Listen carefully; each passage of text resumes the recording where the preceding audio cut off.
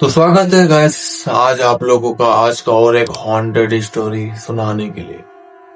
और ये story basically एक शहर की है। 3 दोस्त अपने गांव से शहर आए थे पढ़ाई करने, लेकिन उन लोगों से एक गलती हो गई जिसके वजह से उन लोगों की जान जाते जाते बच गई। इस स्टोरी पर आप देखेंगे कि कैसे एक अपने ही रिश्तेदार हिंसा के चलते अपने ही परिवार को खत्म करने गया था। तो चलिए बिना किसी समय बर्बाद के इस स्टोरी को शुरू करते हैं। और यदि आप लोगों को भी ऐसी हॉन्टेड स्टोरी सुनने में अच्छा लगता है तो हमारे चैनल को सब्सक्राइब कर लीजिए, इससे आपका ही भलाई होगा। तो चलिए शुरू करते हैं बिना किसी बकवास के। 3 दोस्त थे, सुमित, पंकज और राहुल, जो पढ़ाई में बहुत अच्छे थे। तो फिर उन लोगों ने ये सोचा कि वो शहर जाकर पढ़ाई करेंगे और अपने माँ बाप का नाम रोशन करेंगे, जो कि बहुत अच्छी बात है। लेकिन उन लोगों को शहर में रहने के लिए एक रूम या फिर फ्लैट की जरूरत थी। तो वे लोग ये सोचे कि कहीं फ्लैट देख लेते हैं जो थोड़ा सा कम भी होना चाहिए, क्योंकि उतना एफोर्ड नहीं कर सकते थे वो। तो फिर उनके एक रिश्तेदार थे, तो वो रिश्तेदार बोले कि मैं तुम लोगों को एक फ्लैट दिखा दूंगा जो कि बहुत कम प्राइस में और बहुत ही अच्छा है। तो वे लोग राजी हो गए, क्योंकि जाहिर सी बात है सब कोई अपना प्रॉफिट ही देखेगा। तो फिर वो 3 दोस्त बोले कि ठीक है आप दिखा दीजिए। तो इसके बाद वो फ्लैट दिखा दिए। और फ्लैट जब वो तीनों दोस्त सिक्योरिटी गार्ड के पास गए ना कि चाबी 102 फ्लैट नंबर का दीजिए, तो सिक्योरिटी गार्ड भी सुनने के बाद उसको एक अजीब सा लगा कि इनको ये नहीं पता क्या कि फ्लैट नंबर 102 में क्या हुआ था।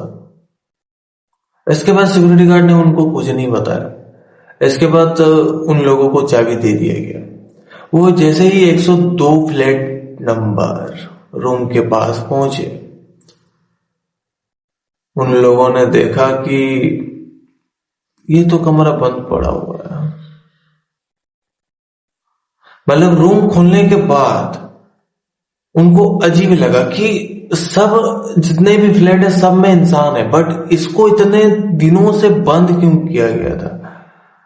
लिटरली उसमें उस फ्लैट पर कीड़े मकोड़े, झाल मकड़ी ये सब भर चुके थे। और अंदर से अजीब ही एक बदबू सी आ रही थी, मानो कोई जानवर सा मर गया हो।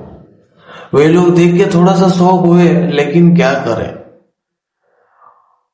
उन लोगों ने सोचा कि चलो कोई ना कोई नहीं रहेगा तो आखिर उसमें तो जाल मकड़ी और गंदगी तो होगी ही। इसके बाद वो 3 दोस्त साफ सफाई करना शुरू कर चुके थे। कमरे का साफ सफाई करने के बाद 1-2 दिन उन लोगों का आराम से गुजरा।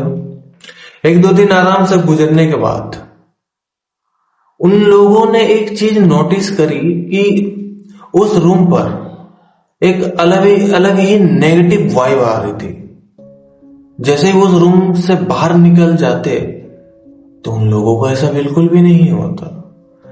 रूम के बाहर निकलने से उन लोगों को अच्छा फील होता, लेकिन जैसे ही रूम के अंदर एंटर करते तो उन लोगों को थोड़ा सा अजीब ही लगता।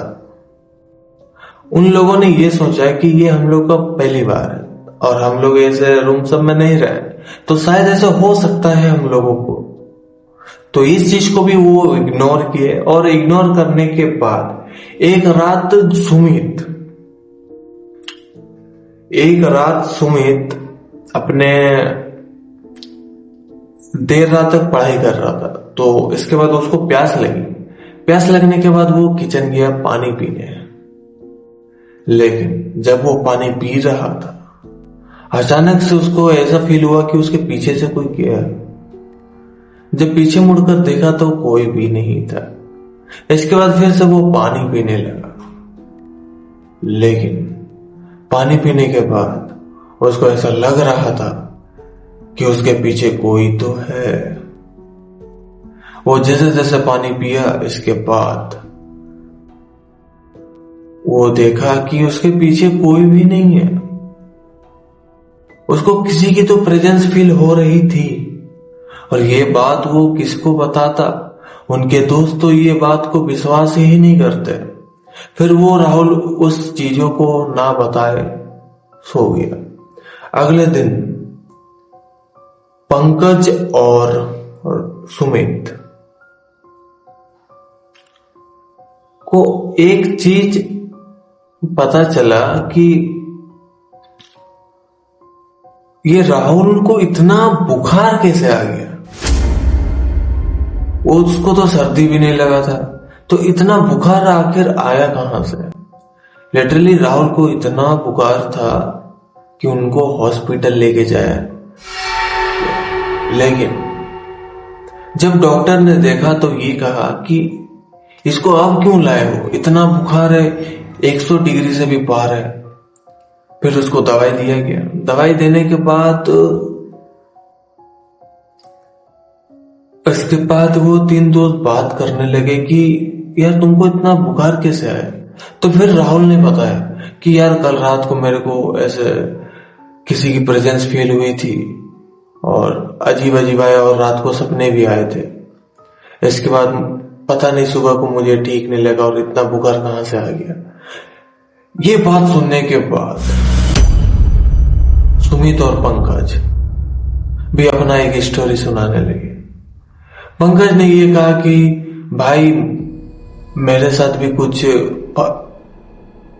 पहले दिन से हो रही थी। मुझे भी रात को जब वॉशरूम गया था तो मैं किसी की प्रेजेंस फील हुई थी। ऐसा लगता था कि मेरे पीछे कोई तो है।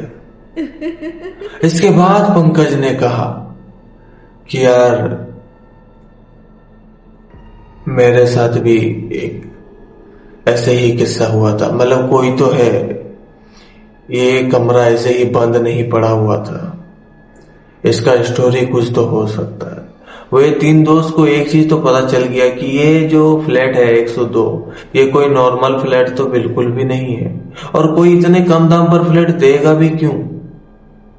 इसके बाद इस किस्सा को अपने जो रिश्तेदार को बताया कि अंकल ये यहाँ पर ऐसे हो रहा है, और पहले दिन से ही हमारे साथ अच्छा कुछ नहीं हो रहा है, कुछ अलग ही लग रहा है, यहाँ पर किसी की प्रेजेंस फील हो रही थी, ऐसा लग रहा था कि कोई एंटिटी है हम लोगों के पास।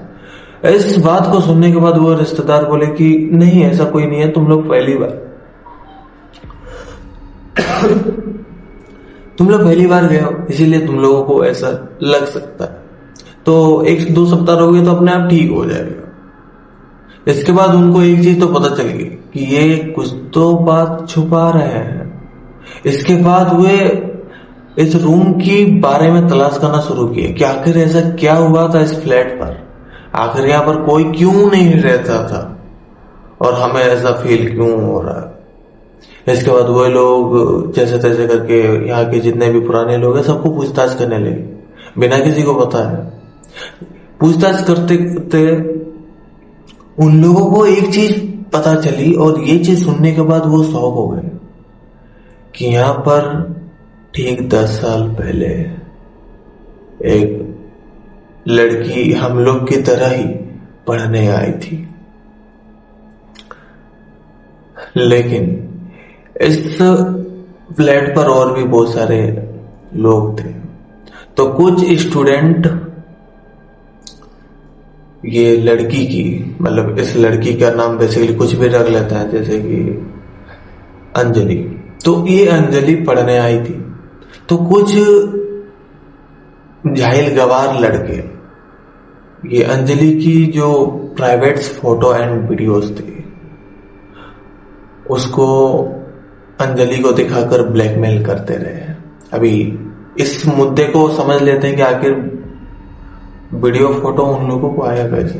तो एक्चुअली क्या हुआ कि अंजलि की जो फोन थी ना, अंजलि का जो फोन था वो ऐसे ही मतलब खो चुका था, मतलब उसी फ्लैट में खो गया था। तो उस लौंडे को मिला ये फोन, लेकिन इस फोन में पासवर्ड था, बट इस पासवर्ड को वो जो तीन मतलब वो जो जितने भी दोस्त थे अलग उस फ्लैट के, और वे इस फोन का पासवर्ड को तोड़ दिए और खोलने के बाद वो फोन चेक करते रहे। चेक करने के बाद उनको पता चला कि ये फोन किसी लड़की का है, और इसके बाद प्राइवेट फोटोज एंड वीडियोस उनको मिल गई और वो अपने फोन में सेव कर लिए थे, और पासवर्ड जो था वो लगाकर उसी लड़की को दे दिए। उस लड़की को ये लगा कि ये बहुत अच्छे लोग हैं, लेकिन वास्तविकता तो कुछ और ही थी।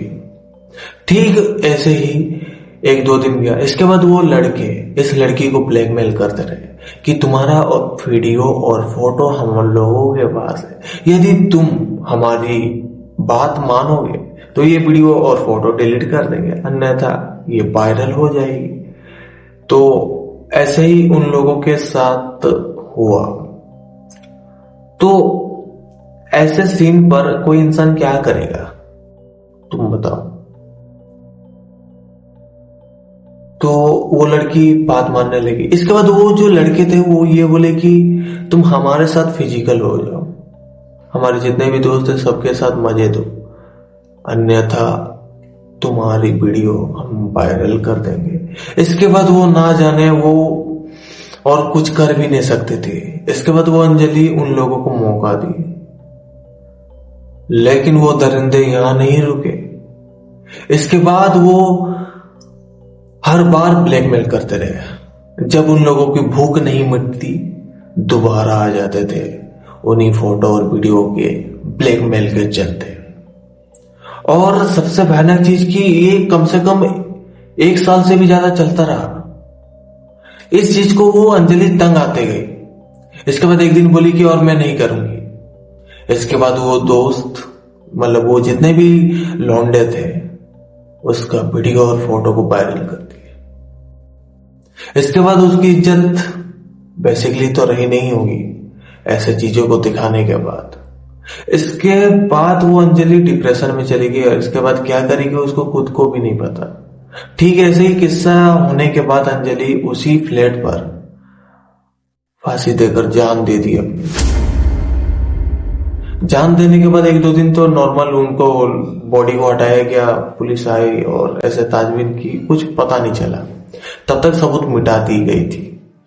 इसके बाद एक चीज यहां पर आया कि उस रूम पर और भी लोग आए थे।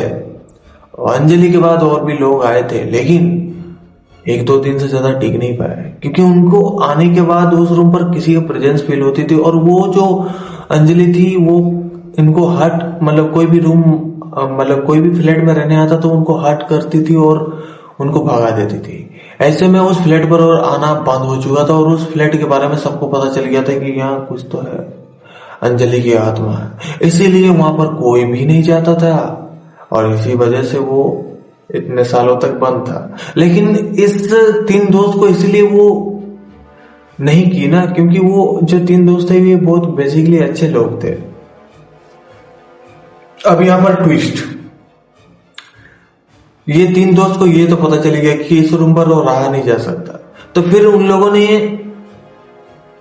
और एक चीज नोटिस करी कि उनके जो रिश्तेदार है वो इनके बारे में वो इस चीज के बारे में पता था, लेकिन वो हिंसा और जलन की वजह से इन 3 दोस्तों को मौत के कुआं पर ढकेल दिए थे। मतलब होता है ना कि रिश्तेदार में यदि कोई अपना ही आगे बढ़ जाए तो जलन होने लगती है खुद को, छल कपट। तो इसी वजह से वो अपने रिश्तेदार ही अपने को मारना चाहते थे और ये 3 दोस्त तो बच गए।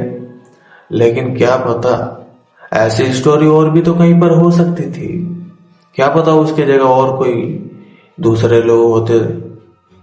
तो इस स्टोरी से कम हमें 3-4 चीजें तो सीखने मिलती है। पहला तो अपना प्राइवेट फोटो एंड वीडियो कभी भी अपने फोन में रिकॉर्ड करके नहीं रखना चाहिए, जो कि एक सेल्फ अवेयरनेस होना चाहिए। इस बात को तो कोई भी आम इंसान को आज के जरिए में जानना चाहिए। दूसरा बात कि कभी भी अपनों से भरोसा ना करें। बात अपनों की नहीं है, बात भरोसा की है, क्योंकि यहाँ तो अपने भी अपने नहीं है तो गैरों से क्या शिकायत करना। ऐसे ही तो ऐसे स्टोरी है, आप लोगों को ऐसा लगा। और इस तो सॉरी गाइस, मतलब ये जो स्टोरी है 10 साल पुरानी नहीं है, बल्कि 1-2 साल ही पुरानी है। और वो जो लड़की थी वो भी 10 साल पहले नहीं मरी थी। हाँ, मुझसे थोड़ी सी गलती होगी, माफ कर दीजिएगा, बट वो जो लड़की थी वो 10 साल पहले नहीं मरती, 6-7 साल पहले उसकी डेथ हुई थी, मतलब सुसाइड की थी। अब ये 10 साल मैंने गलती से बोल दिया, माफ कीजिएगा, 10 साल बिल्कुल भी नहीं है। तो आई होप कि ये वीडियो आप लोगों को बहुत अच्छा लगा होगा। और यदि आपको और भी कुछ आपके पास ऐसे हॉन्टेड स्टोरी हैं तो आप अब हमें अपने हमारे इंस्टाग्राम आईडी पर आप जरूर डीएम कर सकते हैं, और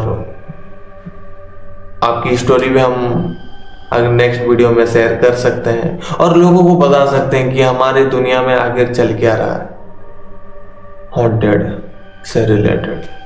तो मिलते हैं नेक्स्ट वीडियो में, तब तक के लिए जय श्री राम, जय बजरंगबली, हर हर महादेव।